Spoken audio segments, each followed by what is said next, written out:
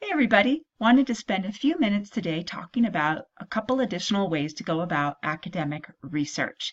So hopefully you've had a chance to watch the intro to the CEI library video because Nathan, our librarian, does a great job explaining how to use our databases online. He also mentions the resources at the library, so don't forget that we have that available to us. And even though we're online, we can certainly reach out to Nathan and ask for his help at any time through our library. So today, two other ways I'm going to talk about online academic research. The first one is one most of us are really familiar with.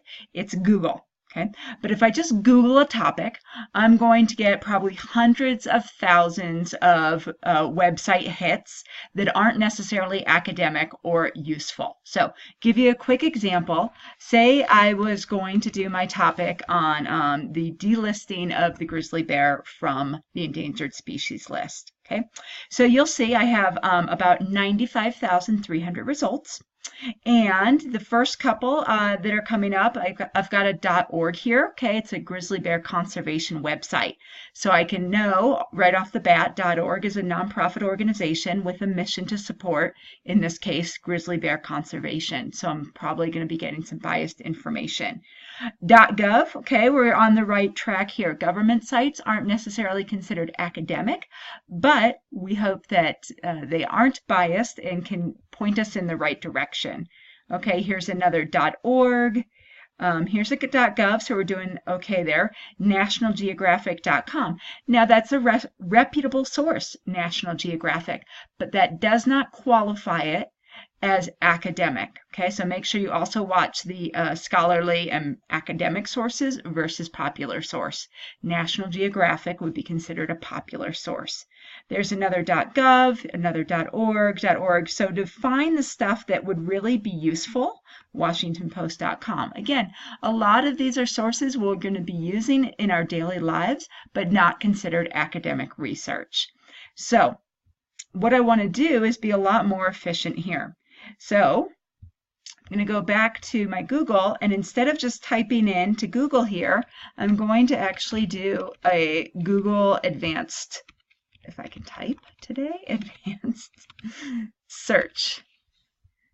And you'll find, once you get to the advanced search Google site, I can put my topic back in at the top here, but I have some ways to really limit my results. Okay, I can do an exact phrase or word, any of these words.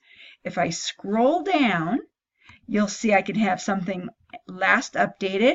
I would like everything in the past year. This is a pretty recent topic. And I would like this to come from site or domain, anything that's academic related, an academic institution, so .edu. I could also put a .gov in here, and it would return only government websites. So I hit my advanced search, and now look at this. I'm getting information from Georgetown, something about trial here, Crow Indian tribe versus United States, something about from Bellevue University. So I don't need to scroll through a bunch of .coms, .orgs, popular or biased sources. It's going to only return the academic sites. These aren't necessarily all academic sources, but they're certainly going to point me in the right direction. All right, so that is advanced search. Will save you hours and hours of your life scrolling through just a regular Google search. The other one I'd like to show you is Google Scholar, and some of you guys might be familiar with Google Scholar. So I'm just going to type Google Scholar in here and do the same process. Go to my Google Scholar, and here I'm going to put grizzly bear delisting. Now, the issue with Google Scholar is you don't necessarily have access to everything that's returned here. The only ones I have access to are the ones that have a link on the right-hand side here. Okay, so here this is going to be a PDF. So I can take a quick look at that as it opens up. All right, already I can tell I'm looking at an academic source. It is on Science Direct, which is a great academic database. The name of the journal is Biological Conservation. Okay, it has a issue number 113 from 2003 and has an abstract. So I'm clearly looking at an academic article here. So that's a couple ways to get to academic sources. Now, say you're in Google Scholar, and here's an article, Status of the Yellowstone grizzly bear population. Has it recovered? Should it be delisted? This looks so promising. This could be gold for my research, but without a link over here, I don't have access to it. Okay, this is actually on the database JSTOR that we do not have access through CEI.